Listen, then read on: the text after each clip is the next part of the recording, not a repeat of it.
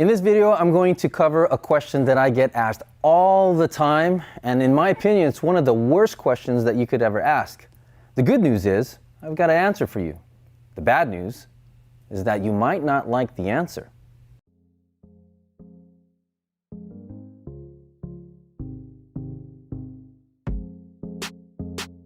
When people walk into Impact Martial Arts Academy, they can see that we have 3 separate programs. The 3 categories fall into weaponry, grappling, and striking. So the martial arts are Filipino martial arts, Brazilian Jiu-Jitsu, and Muay Thai. Now the question that's commonly asked is, which is the best martial art? Now, in my opinion, it's not really a good question to ask, because what you're really trying to ask is, which martial art is the best for you? Now, in order for me to actually answer that question, I have to get to know you a little bit more. What are your goals? Let's look at the contexts that are behind what that question actually entails. Are you looking for fitness? Are you looking to get into competition? Maybe it's self-defense. Maybe you watched a movie that got you hooked into, I want to do that. And those are the things that I need to know in order to help answer the question for you.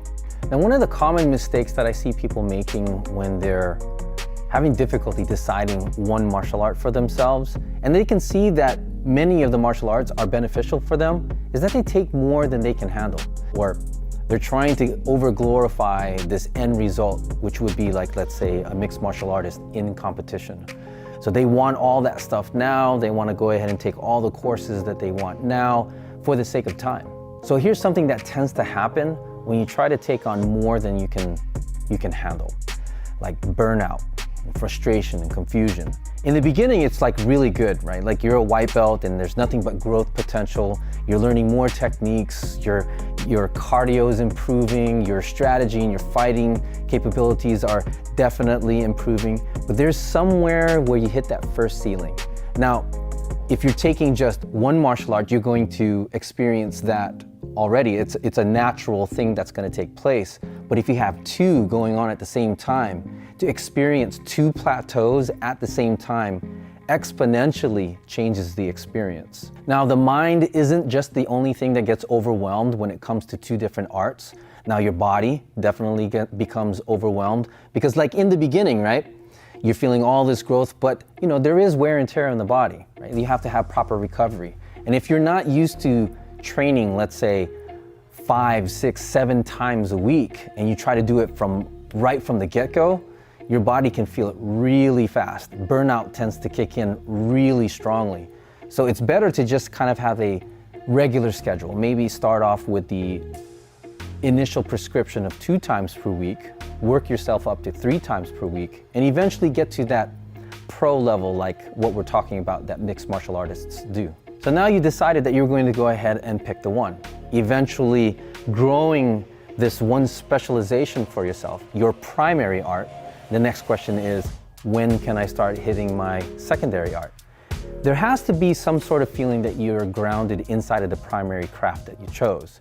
Once that feeling is in play, then it would be a good opportunity to go ahead and bring in the secondary martial art.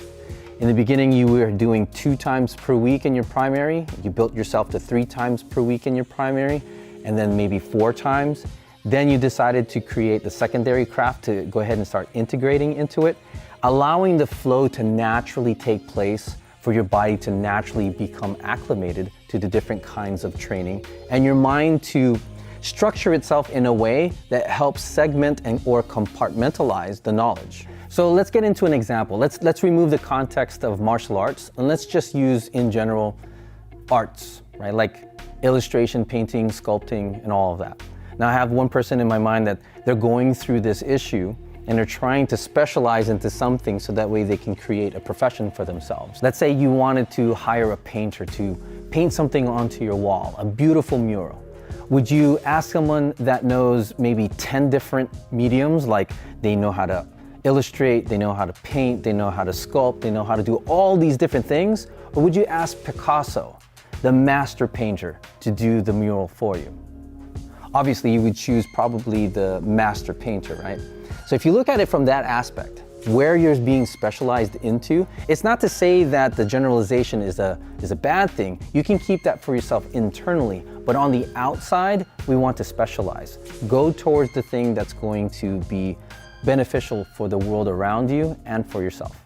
Now, the lesson that I'd like you to take away from all of this is the approach of taking it one at a time, allowing yourself to grow and acclimate into each of the arts that you would like to take on for yourself, choosing one for yourself to feel like that you have the foundation, the strength and the base, the structure around creating the skill sets that you're looking for.